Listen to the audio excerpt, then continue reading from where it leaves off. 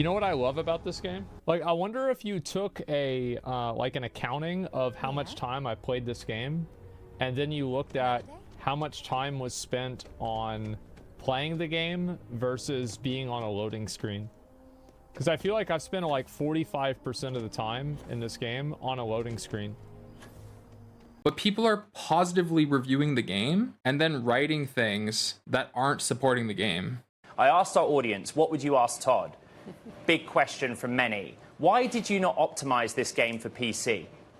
Roasted right off the top. Okay, we get it. You're an Xbox exclusive. Why did you give no fucks about anything besides Xbox? Answer. We did. It's running great. It is a next-gen PC I love the way Phil Spencer immediately laughs and Todd's just like, the game. We really do push the technology, so you may need to upgrade your PC for this game, but it's got a lot of great stuff going on in it, and the fans are responding awesome. Have y'all seen the graphics? Are they really pushing the technology? Or is it just no matter what technology you have, it's getting pushed because they didn't account for all the variability that there is to have on a PC? Because I think you could do a lot better job ironing out those bugs. Whereas I'm sure the Xbox experience is smooth as silk. If it's available as part of Game Pass, how do you account for sales when it just comes with Game Pass? So you're hurting your sales numbers, which are only going to be reflected, as far as I know, as part of your PC copy sales. Kara and I have been reviewing the gameplay. We've also been reviewing some of the discussion online. Phil, good to see you. Xbox Game Pass, okay, it's available to anyone that subscribes. So how can you guarantee from a sort of sales perspective that you kind of hit the heights that Skyrim has? If it's available to anyone through Game Pass, how do you ensure people actually play it? How do you ensure anyone who's playing on PC buys it? Both these pause faces are just perfect. Phil Spencer, Todd Howard. Well, we can see people playing, which is great, on the platform. You might know the game has been in preview for the last week, and it's already our most played next-gen exclusive game on Xbox.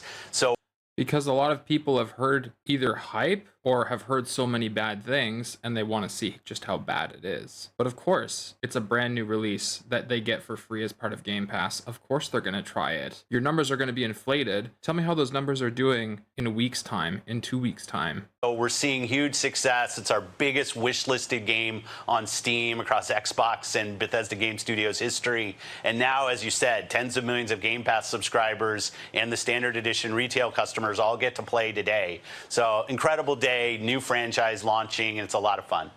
And I'm sure you want to dwell on the here, the now, Phil, but you've been asked, and I'm going to ask it again, you mentioned exclusive. So does that mean The Elder Scrolls 6 will be? How do you mark as to whether this is the right track?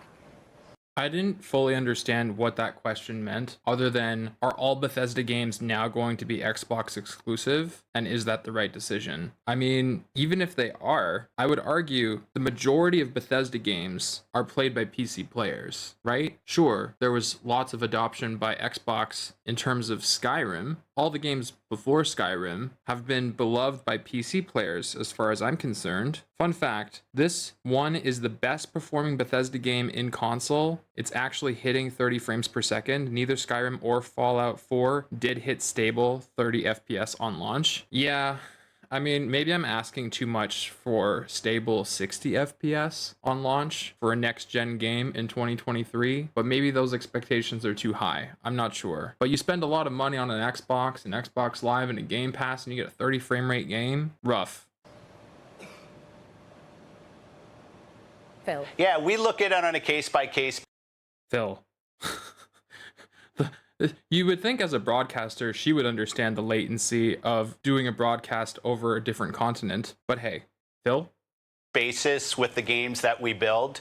We want to make sure our games are available in so many different places, on our Xbox consoles, on PC, also via cloud. These games can come to almost any web-enabled device. We're looking at, millions and millions of players who will have access to Starfield and other Xbox Game Studios games. It's really about giving players choice around how they want to play, and they build their library of games. but Starfield has really been positioned as what's going to catapult Xbox as the leading choice for gaming consoles. Are you sure about that? Because from what I've seen, that doesn't seem like the flagship title you want leading the charge for saying Xbox is the choice. What then, Todd, about timing? What then about other names, other games, Zelda, for example, Baldur's Gate, that have done significantly well? How do you think about... I like this lady for the sole fact that she mentioned Baldur's Gate. Hell yeah. ultimately making sure everyone's addicted to your current offering right here, right now? You know, I think if you look at video games now, it is so competitive. I think this year, 2023, could be the greatest year ever in video games. I don't know. I mean, that feels like such a cheesy generic line. Are you going to say next year in 2024, it's the best year ever for gaming? Like, of course, it's the most current date where we've come as far as we can so far in advancing technology. That's just like, what are you going to say? Oh, well, it's been a rough year for gaming. But to have Starfield be out there and the response that we've gotten has just been incredible for everybody here at the studio. And the other thing is, yes, it's about launch, it's about today, but our games, they are played for years. You know, we're 12 years. Because of modders, not because of you. After Skyrim, still one of our most played games. So we like to build these worlds. Skyrim, one of our most played games. The one title on Nexus Mods that probably has the most dedication and content available by modders, unpaid labor. That people can really get lost in, the fan feedback and what it means to everybody. It really is incredible for all of us here. Todd, I want to go to another one of the audience questions, and it's very specific, but so many people asked it. Why are there no vehicles on planets? Because in that big blue void you call a map, if you gave people surface vehicles, they'd hit the boundaries within a minute. Space is one thing, but what about terra firma? And I saw a comment earlier before I'd even watched this, and someone had commented, Phil Spencer laughs at this question like he just won a bet saying people wanted vehicles, and Todd said no they don't. Man, Phil, I like you, Phil. You seem like a good guy, but oh boy, take that t-shirt off. That's not the brand you want to be repping right now as your flagship game. It's a great question, actually. It's something we consider. You know, we're going to do outer space, we're going to do planets. Once you do vehicles, it does change the gameplay. So by it changes the gameplay. What do you mean it changes the gameplay? It allows people to get where they want to go faster than they would on foot. In this time waste of I landed on a new planet and all of the points of interest are different, perhaps even the same variations of rock. Let me get to the rock and move on. If that's your game, you prefer I walk on foot. Focusing once you land in your ship that you're on foot, it lets us really, for the players, make it an experience where we know how fast they're seeing things.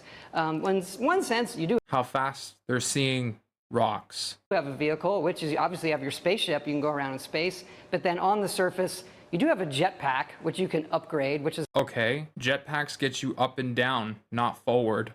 Super fun, new experience for us. And obviously planets have different levels of gravity, which make that unique for many planets. So if you accidentally jetpack upward in a low gravity planet, it takes you that much longer to get back down to the ground so that you can continue your walking simulator on planet Rock. Phil, this is so closely tied to Xbox. And I find it interesting. I have to ask you about the latest offer from Microsoft and Activision to the UK CMA.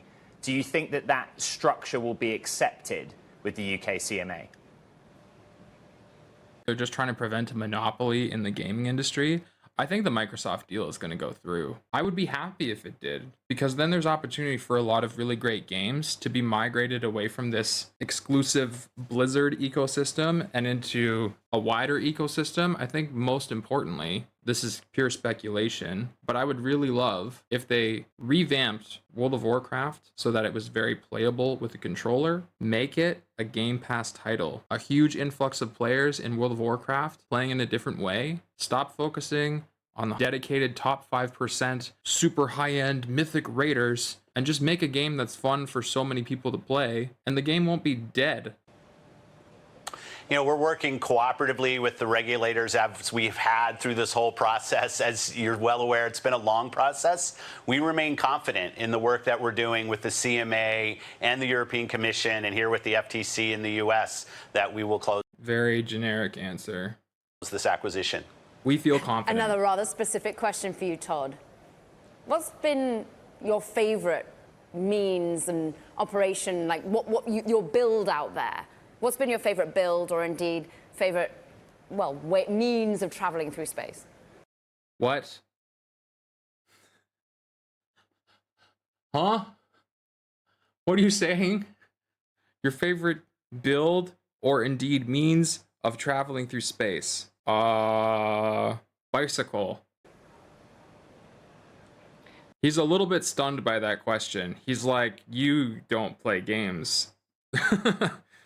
Favorite means of traveling through space? Well, when I'm doing my ship, I like to focus on shields and defense because you never know what's going to happen when you jump into a new system in the game. As far as credit where credit's due, Todd translated to a question he thinks she was asking, and I kind of took it that way as well, but that's not really what she asked. It was like, I think you're wondering about this, but you worded the weirdest question I've ever heard. Character builds, one of the things we love to do, which is there's so much you can do in the game. It's almost like 5 or 6 games at once. And all right, Mr. Justifying your ridiculous price tag. We usually tell people, just get comfortable, do what you want to do. If you want to zen out and scan planets and explore them, great. If you want to join the pirates, great. If you want to do this epic main quest, it's really whatever you want to do, whatever you're comfortable with. And really, for us, it is, we do these worlds, but if you don't want to play the epic main quest, it's okay. Just do whatever you're comfortable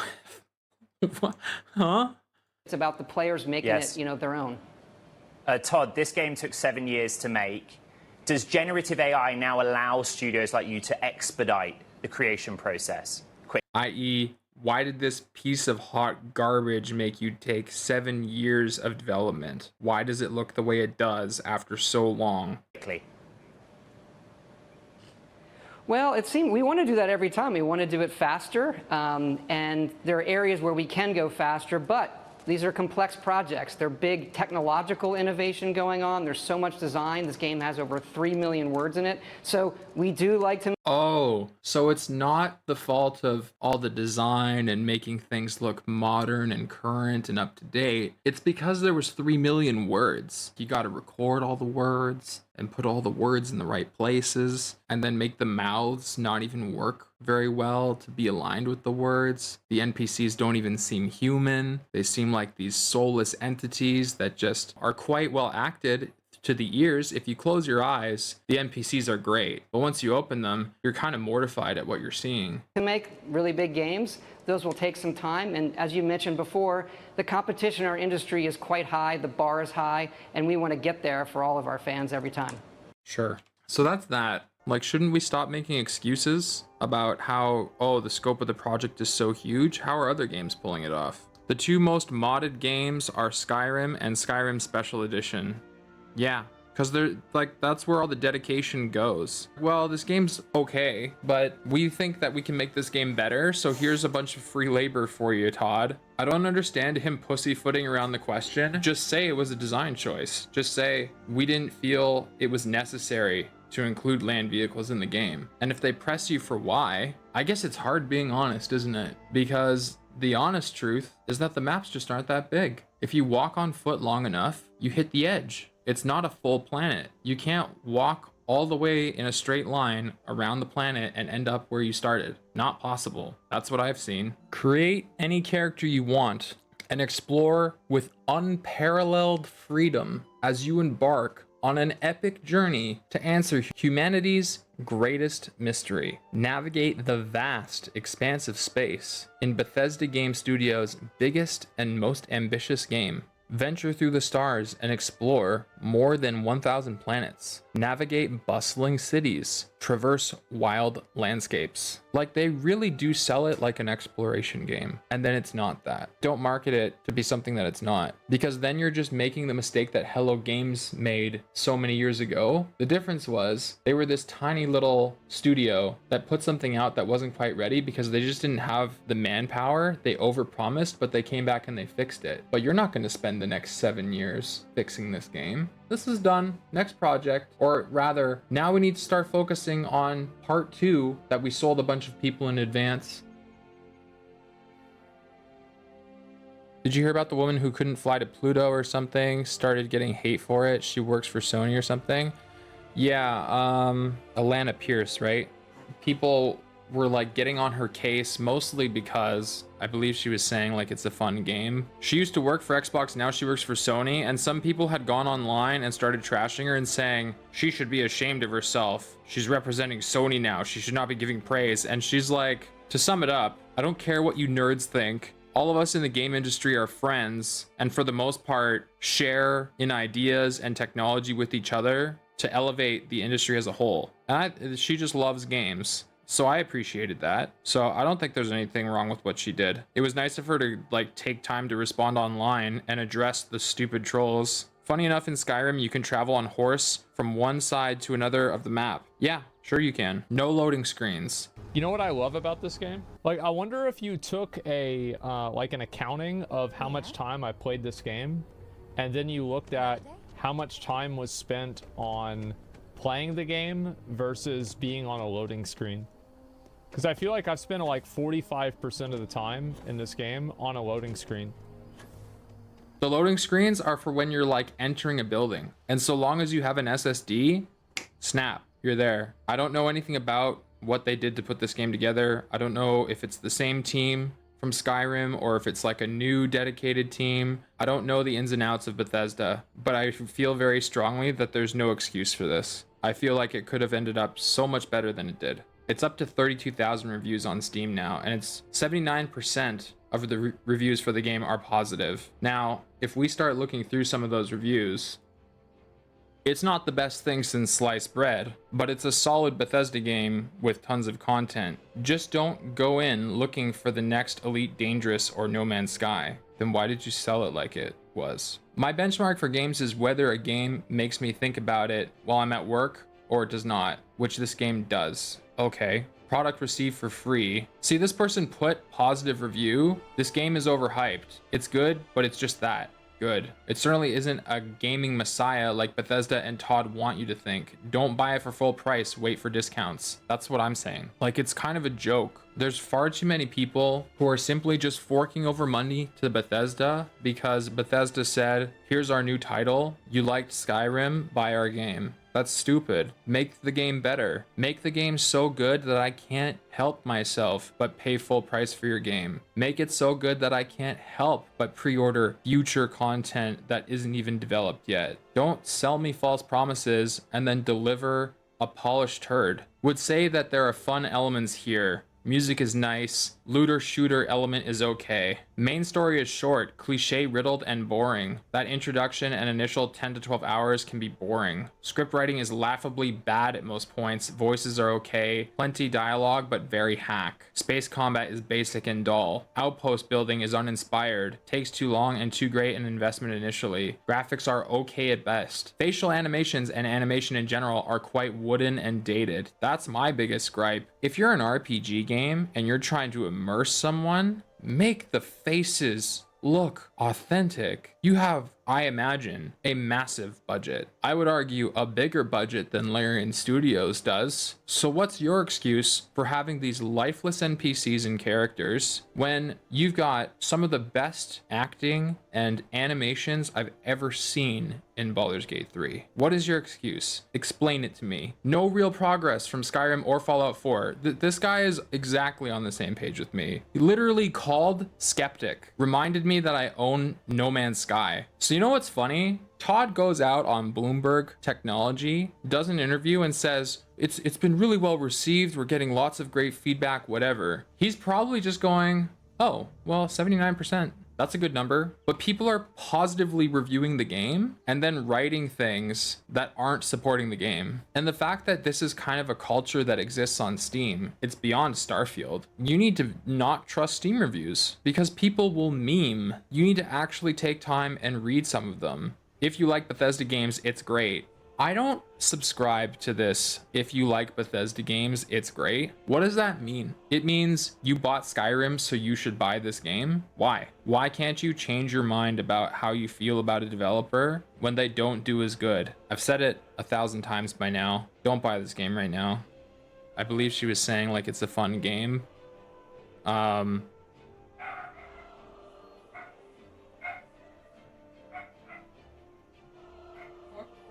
There's a dog in our hallway. Anyway, she was giving praise to the game. She had previously worked at Xbox. Is that dog okay? That's not outside, that's inside. Weird. She was giving praise to an Xbox game.